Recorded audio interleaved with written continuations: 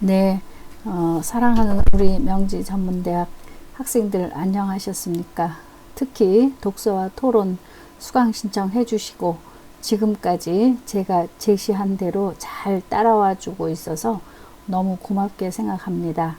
진심으로 강의실에서 우리 사랑하는 학생들 눈동자를 바라보고 또 학생들이 정말 무엇을 원하는지 선생이 그 원하는 걸 잘 채워줄 수 있고 만날 수 있고 그렇게 되기를 진심으로 바랍니다.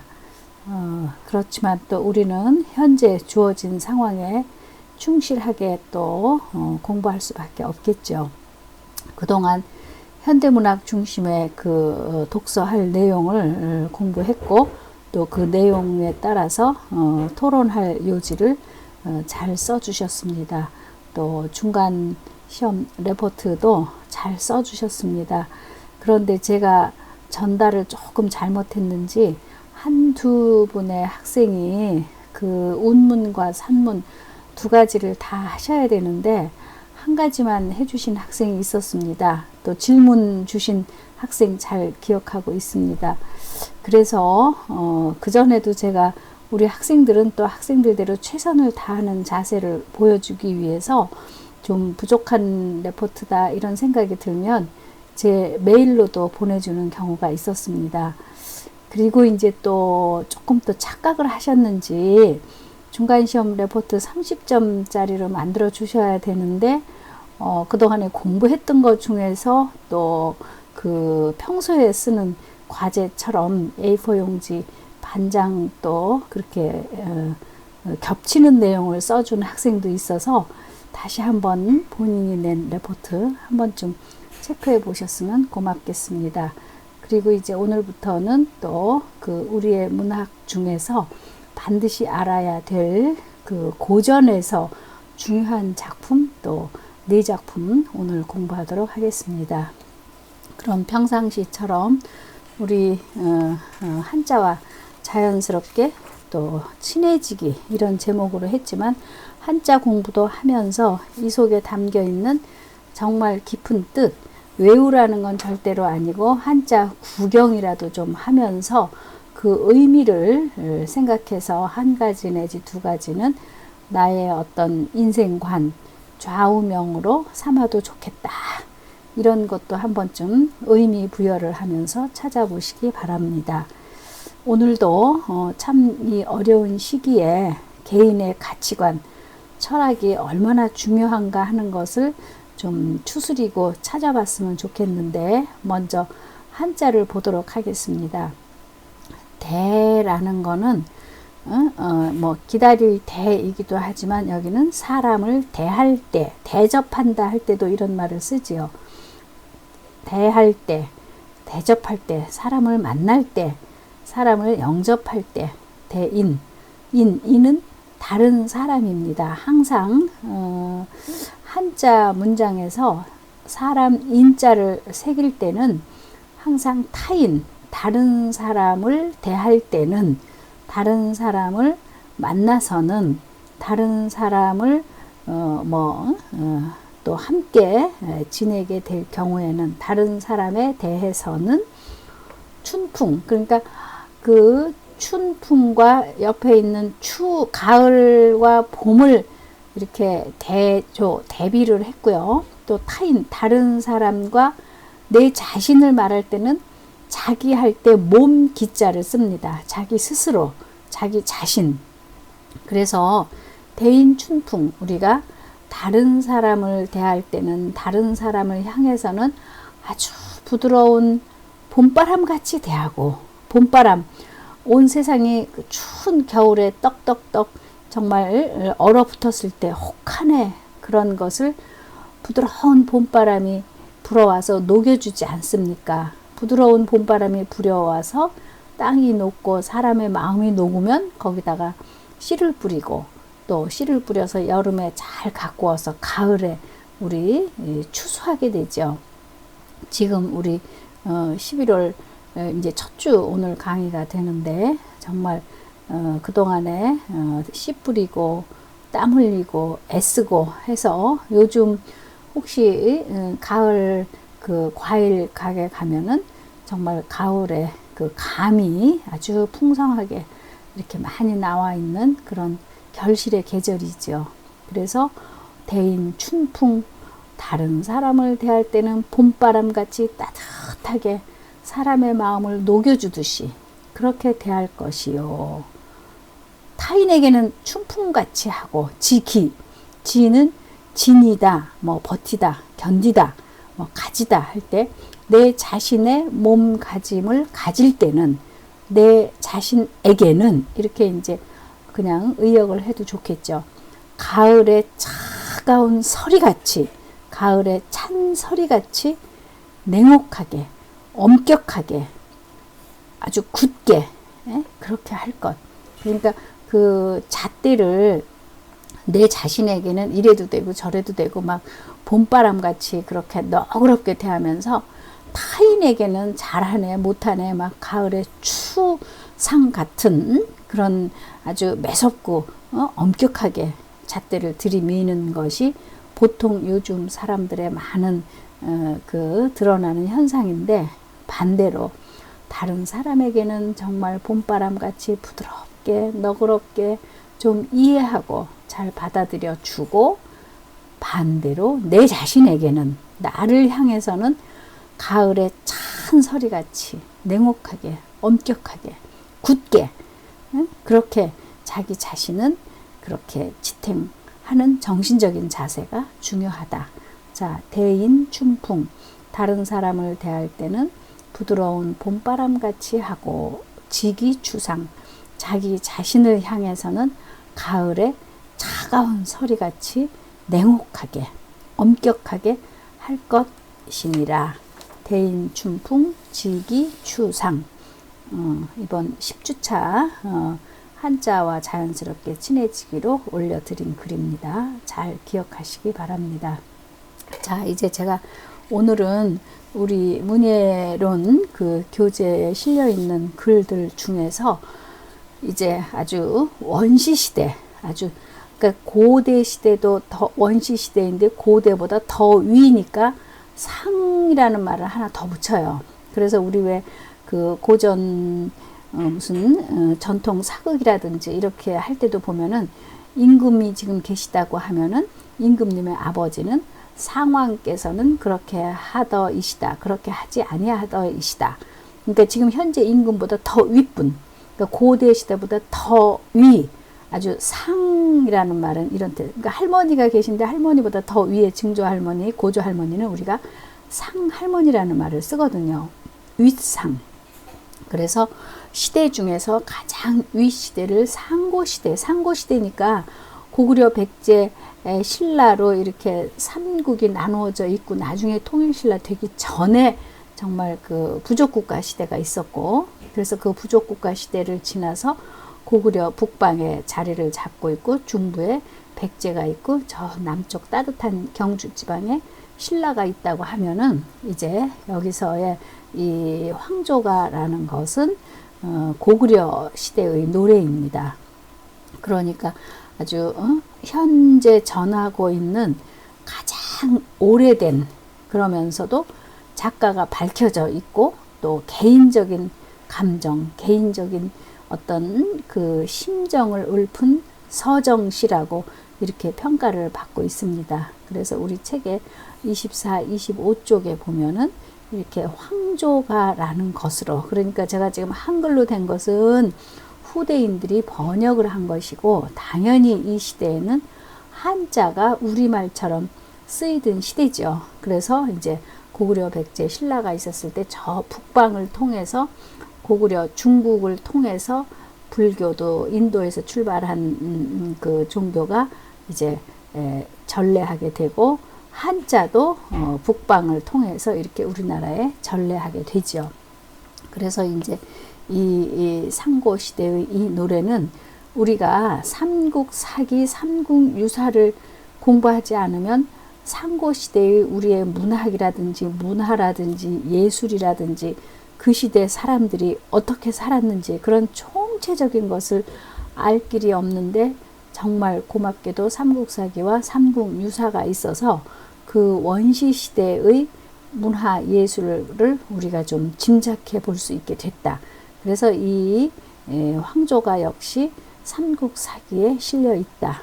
그래서 이제 이 황조가 그러면 누를 황자죠. 누런 색깔의 조, 새죠. 그러니까 누런 새를 두고 부르는 노래 이렇게 되겠지만 이제 의역을 해서 황조라는 것을 이제 꾀꼬리는 암놈, 순놈이 굉장히 사이가 좋은 아주 목소리가 좋은 그런 어떤 새, 미물이지만 인간이 이렇게 새를 암놈, 순놈을 봤을 때 꾀꼬리가 굉장히 다정하게 금슬 좋게 잘 지내는 것 같아서 그렇게 어떤 의역을 했다. 이렇게 생각을 하시면 되겠습니다.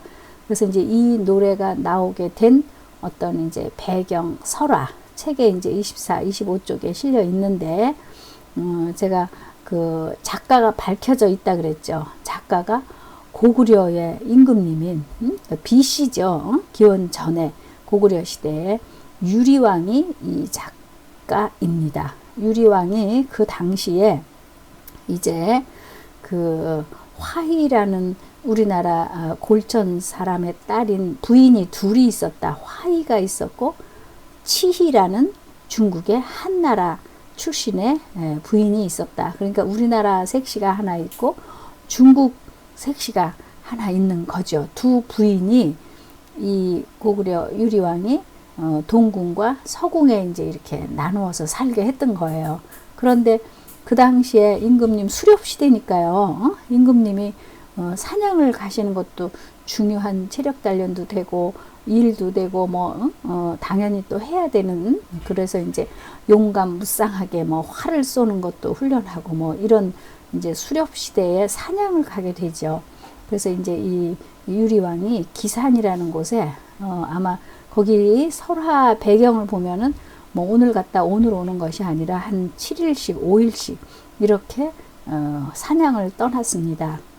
그러니까 쉽게 말하면 남편이 없는데 이제 화이라는 우리나라 색시와 치이라는 중국 색시가 이제 동궁 서궁에 이렇게 살고 있으니까 어느 날 이 우리나라 색시가 화이가 너는 한나라 집안의 종인데 첩이 됐으니까 정말 무례하다.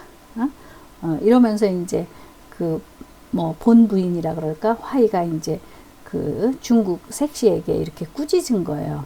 그러니까 지금 남편은 사냥하러 갔고 이러니까 이 치이가 화가 나서 그냥 중국 땅으로 북방에 위치하고 있으니까 돌아가 버린 거죠. 그런데 사냥해서 돌아온 이 유리왕이 아이고 이 중국 색시 치희가 중국으로 자기네 나라로 가버린 거예요. 그러니까 그냥 그 사냥해서 돌아오자마자 이 소식을 듣고 중국 색시를 쫓아간다고 중국의 그 경계선인 북방 그 고구려의 그 위치까지 간 거예요. 거기까지. 그런데 임금님의 신분인지라 중국 땅으로 넘어가지는 못하고 더 이상 가지는 못하고 이제 말을 멈추고 잠시 바위에 그 경계선에 북방에 이제 주저앉아서 이렇게 보니까 또 꾀꼬리가 이 미물인 새가 아주 다정하게 두 마리가 그러니까 우리가 보기에 다정한 것이지 자기네들은 우린 새의 언어를 못 알아들으니까 어떤 상황인지 모르죠. 그런데 그 나무 위에 꾀꼬리가 너무 다정스럽게 노는 것을 보고 그 미물 혹은 자연의 일부분이죠. 새가 자기 자신을 빗대어서 자기의 외로운 마음, 쓸쓸한 마음 이런 것을 읊은 것이 바로 이 황조가다.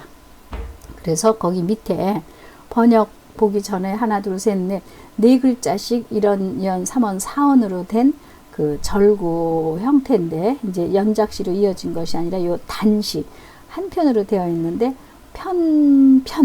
이 황조예요. 편자를 글씨를 가만히 보세요. 글자를 한자 그러면은 이 새 털 우변이에요. 부수가. 그러니까 이 편은 새의 날개가 이렇게 나부끼는 거와 같은 모습이에요. 그러니까 편편 황조니까, 황조는 제가 아까 누런 새지만 의역을 해서 꾀꼬리가 편편이니까 아주 날갯짓을 하는구나, 너무 즐거워하는구나, 재밌어 하는구나. 그래서 제가 여기 위에 양주동 선생님, 이제 고대 우리 문학을 많이 번역하시고 또 그 의역해 오신 양주동 선생님, 김형규 선생님이 번역하신 거에 의하면 펄펄 나는 꾀꼬리다. 펄펄 나는 거는 지금 아주 열정적으로 정열적으로 기분이 좋아가지고 꾀꼬리가 신나게 날갯짓을 하면서 아주 꾀꼴 하면서 같이 암놈 순놈이 잘 어우러지는 거예요. 편편 황조, 펄펄 나는 즐거운 듯이 기뻐하는 이 꾀꼬리는. 그 다음 글자는 자웅, 음이 자는 암컷 자고 웅은 수컷 웅자입니다. 그 새 추변에 써서 새 종류인데 자웅. 그래서 암놈과 순놈 새가, 암새와 숫새가 상의, 서로 아주 의는 옷의변에 써서 이거는 의존하다, 서로 기대다, 기대고 서로 쓰다듬으면서 암수새가 그냥 암놈 순놈이 너무 정다운 거와 같이 보이는 거예요. 실제로는 우리가 그런지 모르지만 그런 모습을 보고 인간의 마음이 그렇게 이제 의탁해서 드는 거죠. 내가 지금 외로우니까 그 미물인 새도 암놈 순놈이 저렇게 정답게 잘 지내고 있는데, 염아지독, 염은 생각할 염자예요. 아는 나 아자죠. 그러니까 나를 생각해 보니까, 나를 돌아다 보니까 나는 너무너무 지독, 외롭네, 쓸쓸하네. 나는 지금 혼자서 중국 색시 찾으러 갔다가 임금님 넘어갈 수는 없고 정말 내 신세가 참으로 외롭고 쓸쓸함이 정말 깊고 깊구나. 그래서 여기 번역에 나의 외로움을 생각하니 내가 참 고독하다, 외롭다. 그러면서 수기여귀, 수는 누구 숫자예요. 누구와, 기는 그 기자, 여는 우리 참여한다 쓸 때 쓰는 여자, 더불어 여자예요. 귀는 돌아갈 귀. 그러니까 누구와 함께 내가 돌아갈 거나, 여기에서 누구는 언젠가 한번 그 수능 시험 문제 나온 경우도 있었는데, 여기에서 수는 실제로 말하면 이제 여러 가지 경우가 있을 수 있겠지만, 이제 중국 색시 치희와 함께 가야 되는데 그 치희가 없구나, 나 이제 누구랑 함께 돌아갈 거나 이러면서 혼자서 이제 마치 뭐 신세 타령 하듯이 이렇게 읊어댄 겁니다. 그래서 여기에서의 그 내용이 그 임금님이지만, 임금님도 평범한 우리들과 같이 외롭고 쓸쓸하고 힘들고 어렵다는 것을 여기에서 작품으로 드러내고 있는 것을 알 수 있습니다. 그러니까 임금님이기 전에 한 남성으로서 참 외롭고 쓸쓸하구나, 그러면서 그 자연 미물에 의탁해서 그런 심정을 읊었다. 그래서 참 한 번쯤 상고시대의 그 유리왕이 지은 황조가라는 작품도 다시 한번 중고등학교 때 배우셨겠지만, 이렇게 또 고전은 똑같은 원전을 가지고 이렇게도 생각하고 저렇게도 생각하는 그런 의의가 있습니다.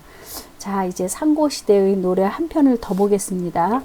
공무도화가도 많이 들으셨죠.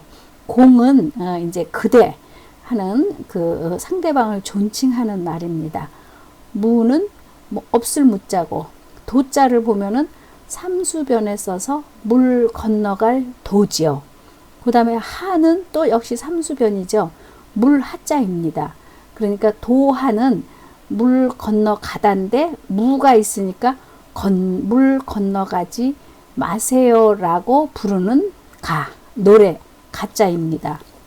그래서 역시 우리 책에 그 44, 45쪽에 이제 공무도하가가 실려 있습니다. 그래서 이 작품도 이 글이 나오기 전까지의 어떤 배경 설화가 책에 설명이 되어 있죠. 그래서 이것도 역시 하나, 둘, 셋, 넷, 네 글자로 된 사행의 절구 한자 시인데, 이제 요 작품이 나오게 된 배경을 또 우리가 재미있게 이미 알고 있지만 다시 한번 또 회상해서 생각을 하면은 역시 이제 공무도화가도 황조가와 함께 최고로 우리나라에서 가장 오래된 노래다 이렇게 아시고 배경 설화가 백수 광부, 백은 흰 머리고 수는 머리예요. 광은 미칠 광자고 부는 지압이에요. 그러니까 흰 머리를 풀어헤친 어떤 한 남성이 사람이 술병을 들고 아주 어지럽게 물을 건너가고 하는 거예요. 그러니까 그걸 지켜보던 아내가 쫓아가면서 그냥 물 건너가면 안 돼요. 물속에 들어가지 마세요 하고 이제 말리는데 그 남자는 아내의 말을 듣지 않고 결국은 물에 빠져 죽었다. 그러니까 아내가 이제 그 시대에 있었던 이제 고조선 시대에 있었던 그 공후라는 악기를 요즘식으로 말하면 기타 같은 뭐 만돌린 같은 그런 악기를 슬프게 타면서 공무도화라는 노래를 지어 불렀다. 공은 그대는 물을 건너가지 마세요. 그런데 그 소리가 매우 구슬펐다. 그러면서 이제 이 노래를 다 부르더니 그녀도 역시 스스로 물에 빠져 죽었다는 이제 광리자고라는 사람이 새벽에 배를 저어 가는데 그 광경을 보고서 이제 그 목격담을 전해준 것이다. 그래서 이제 광리자고라는 사람이 집에 와서 그의 아내인 여옥이라는 사람에게 이것을 들려주니까 여옥이도 아주 슬퍼하면서 공후라는 그 시대에 있었던 그 고조선 시대에 있었던 악기를 이렇게 뜯으면서 슬프게 노래를 불렀다. 그래서 이 작품의 그 작가를 백수광부의 처라고 하기도 하고 또 광리자고의 아내 여옥이라는 그런 설도 있습니다. 자, 이제 보시겠습니다. 공무도화. 공, 그대, 님, 무도화. 물을 건너지 마시오. 이렇게 내가 얘기를 했는데 공경도화. 그대는 경은 마침내 그냥 결국 물을 건너고 마르셨군요. 왜 내 말을 안 듣습니까? 그래서 여기서 이제 어떤 또 여성주의가 이 작품을 해석할 때는 남성들이 이 여성의 말을 좀 들어야 되는데 이렇게 또 이제 말하기도 합니다. 그래서 역사적으로도 좀 남자친구는 여자친구의 말을 좀 들어주는 거, 뭐 상황에 따라 조금 다르기도 하겠지만 이제 그렇게 또 말하기도 합니다. 그래서 여자의 말을 듣지 않은 최초의 뭐 남성이다. 이렇게까지도 재미있게 해석을 하지요. 물 건너가지 마십시오 했는데 마침내 그 물을 건너가셨구려. 그 다음에 이제 타하이사. 타는 우리 타락한다. 떨어질 타자예요. 하는 물이죠. 물에 떨어져서 이사. 죽었으니 물에 떨어져 가지 말라고 했는데 결국은 물에 빠져서 죽어 버렸으니 당. 아이고 마침내 마땅히 어찌할까요? 당나. 나가 이제 어찌할 나자예요. 당나 공하. 하는 종결 어미 하자입니다. 마침내 제 말씀을 듣지 않고 남편인 당신은 어찌 그렇게 물속에 빠져버리고 말았습니다. 말까요? 이렇게 됐으니 정말 어떻게 할까요? 그래서 거기에 그 번역을 보면 니마 공을 이제 그대 당신 이렇게도 할 수 있지만 니마 무도하 물을 건너지 마시오. 공경도하 기어이 끝내 제 말을 안 듣고 물을 건너시다가 타하이사 물에 빠져서 죽었으니 죽었다는 말도 지금은 조금 뭐 이렇게 뭐 돌아가셨다 이게 이제 윗말인 것 같고 죽었다는 말이 조금 좀 하대하는 것 같지만 고대어에서는 죽었다는 죽었시니 하고 나오는 거 해석하면 그렇게 하대하는 의미로 쓰지 않은 것을 알 수 있습니다. 빠져 죽어버리셨으니 당나 공하 나는 당신을 어떻게 해야 좋을까요? 장차 나도 당신을 따라가서 죽겠습니다. 이렇게 해서 이제 결국은 노래 부르고 죽어버리고 빠져 죽었다는 목격담. 그리고 그걸 보고 와서 집에 와서 여옥에게 들려줬더니 여옥도 이 공후라는 악기를 뜯으면서 이 슬퍼하면서 이 노래를 불렀단다. 그래서 공후인, 대나무로 만든 그 악기를 끌어안고 뜯는다 할 때 이 공후인이라는 악기도 얘기가 나오고 있습니다. 자, 이제 십자시 1교시 강의는 여기서 마치고 다시 조금 있다가 2교시에서 공부하겠습니다.